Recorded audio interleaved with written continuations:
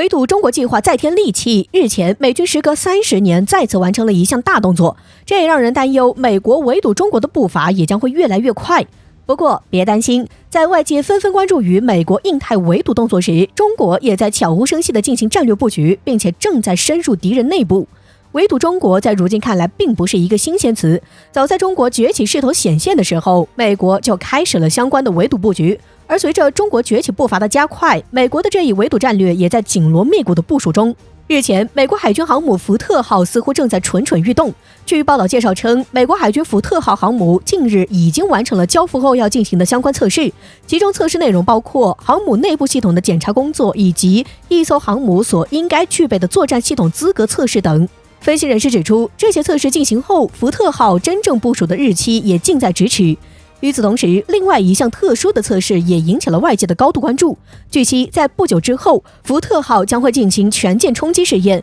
或许大多数军迷朋友并不了解这到底是什么。所谓的全舰冲击试验，主要是检测航母舰载设备在遭受武器攻击后的运行能力。美国海军内部人士表示，尽管这会对福特号造成一定的损害，但是并不会影响其后续的部署。这次实验对于美国而言意义也比较特殊。据悉，这是美国自1987年罗斯福号航母之后，时隔30多年再次进行类似相关的实验。在当前中美局势紧张的关键时期，美国进行这样的实验，不得不让人有所警惕。分析人士指出，并不能排除美军这是在为潜在的太平洋海战做准备。很多时候，我们似乎都在为美军进行的备战动作而担忧，这似乎也造成了一个误解：中国好像毫无行动。但是最新消息表明，中国并不是没有行动，只是没有像美军那么高调。对于美国的围堵封锁计划，中国也深知这之中的严重程度，因此如何破局也成为了当前不可回避的问题。有消息透露称，日前中国计划升级位于吉里巴斯一个偏远岛屿上的相关军事设施。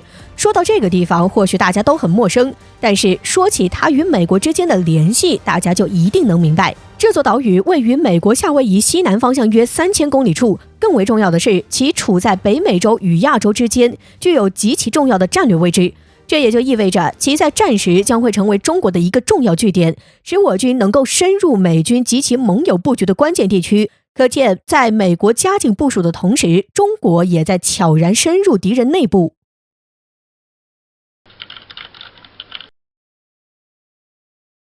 近段时间以来，由于澳大利亚在美国的支持下着了魔一般的开始反华，导致中澳关系急剧降温。此前，中国外交部发言人汪文斌表示，澳大利亚无理干涉中国内政，损害中方利益，使得双方关系越走越远，并奉劝澳方要迷途知返，不要在错误的道路上越陷越深，否则必将受到应有的惩罚。澳大利亚自疫情爆发开始就踏上了反华的道路，先是单方面撕毁“一带一路”合作协议，导致双方关系出现裂痕，又企图对达尔文港的长租条约下手，让中国企业放弃租赁权。因为有美国在背后撑腰的缘故，澳大利亚甚至想和中国海军正面对碰。据报道，澳大利亚防长近日表示，若中美在亚太地区的海域发生冲突，澳大利亚必将参与以维护自身利益。澳大利亚的无耻言论立即引发了网友热议，不少人都表示反感。面对澳大利亚的屡屡刁难，中国也多次采取了应对措施，给澳大利亚的经济体系造成了不小震荡。可无奈澳大利亚毫无悔改之意，反而越发猖狂。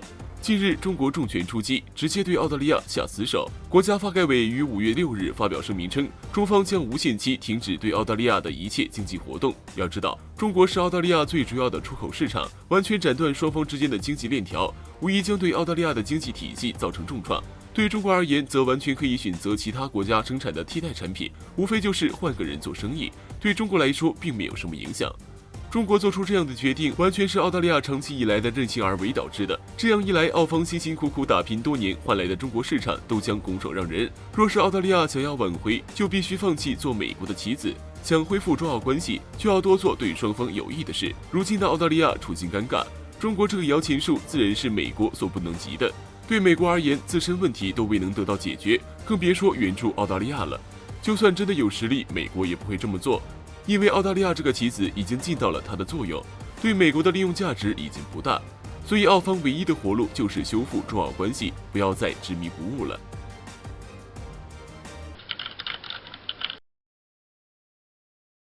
据澳媒悉尼先驱晨报近日报道，澳大利亚政府已经让国防部重新开始审查一项商业协议，即中企租借达尔文港长达99年的协议，之后再通过国防部提出的建议来决定是否强制让租约终止。对此，有分析人士认为，结合之前澳大利亚对中国的不友好行为，以及澳防长声称中国在部分港口有军事化行动的言论，最终澳大利亚可能会以危害国家利益为由契约达尔文港。而事实上，澳大利亚之所以会盯上达尔文港，或许也是被逼无奈，因为美国海军陆战队驻澳基地就位于达尔文港，而澳大利亚在2015年将该港口租给中国企业时，就已经引起美国的强烈不满。那个时候，中美关系还算比较稳定，所以美国就算不满，澳大利亚也还是让这笔交易成交。但是随着现在中美对抗不断升级，美国很有可能会对澳大利亚施压，因此现在的局面就是澳大利亚必须要在中美之间选边站，而之前都想融入西方国家阵营的澳大利亚，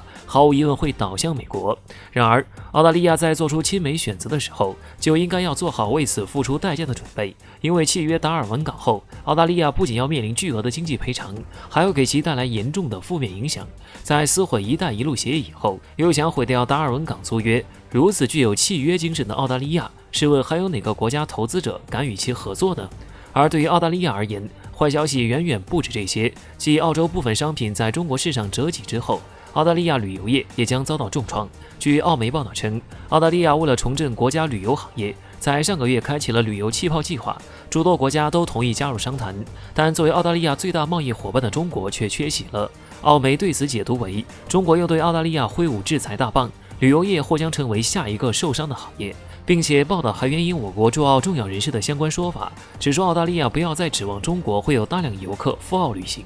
在此背景下，澳媒给出的统计数据显示，往年的2月份会有大量中国游客前往澳大利亚旅游购物，在2019年甚至有超过20万名中国游客给当地创造了总计17.55亿澳元，约88亿元人民币的经济价值。但是在今年，澳方估计2月份来自中国的游客将锐减 99.8%， 或给澳大利亚造成14亿澳元，约70亿人民币的经济损失。最后我们想说，澳大利亚现在的处境完全是自作自受，一心想扎进美国的怀抱，却不知那是一个万劫不复的深渊。至于达尔文港，就是澳大利亚给中澳关系埋下的地雷，它一旦爆炸，必将摧毁两国间的互信，而澳大利亚也将迎来更加猛烈的打击。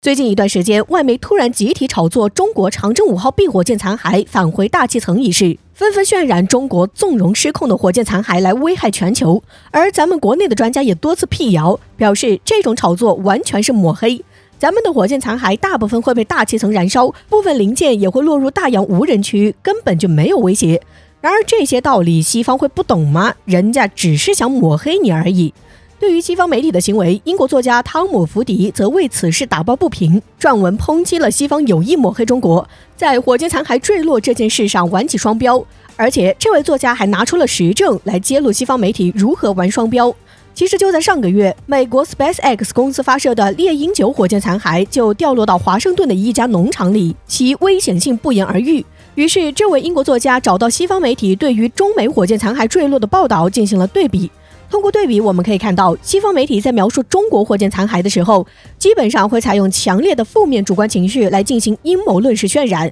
像是中国火箭失控、中国火箭无法确定降落地点、中国火箭可能会砸到你、中国为什么要制造威胁之类的话。反观此前美国猎鹰9火箭坠落，西方媒体则是有意淡化火箭残骸坠落一事，并且进行娱乐化正面宣传，比如美国火箭点亮夜空，美国火箭如绚烂灯光秀，美国火箭被误认为是流星雨， UFO 背后的真相竟是美国火箭等。光是报道的偏差，我们就可以发现西方媒体所谓的公正客观完全就是扯淡。对此，福迪还总结了西方媒体对华抹黑惯用的3招：一、缺乏透明度。一般情况下，西方在涉及来自中国的统计事件或者动态事件时，往往就采用指责中国缺乏透明度，有意隐藏对公众构成危险的信号来制造中国威胁论。像这一次中国火箭坠落就是这样的，西方有意宣传中国故意掩盖火箭残骸坠落的风险。除此之外，像此前有意将新冠疫情与中国挂钩，也是同样的策略。而这种做法的目的，就是为了引起西方人民对中国的不信任与恐惧。2、强迫劳动和侵犯人权。当西方试图抹黑中国特定的产品、产业或者机关部门，往往就会采取这样的手段。有个最直接的例子就是炒作所谓的新疆问题，包括给新疆的棉花生产上故意扣上强迫劳动的帽子。而用这种手段就可以给中国贴上有罪的标签，不仅能给中国造成恶劣的负面宣传，还可以借此制裁中国产业与部门。3、监视和间谍活动。如果说西方要针对的是中国技术相关，那么间谍活动则是他们最爱的手段。我们知道，中国的技术发展使得西方感受到威胁，那么如何给中国技术发展下绊子？那就说中国技术是偷的，名不正言不顺。此外，还能借此来造谣中国会利用技术窃取国外信息。像中国的华为5G在向全球推广时，就被扣上间谍活动的帽子，从而能采取一些手段打击中国技术发展。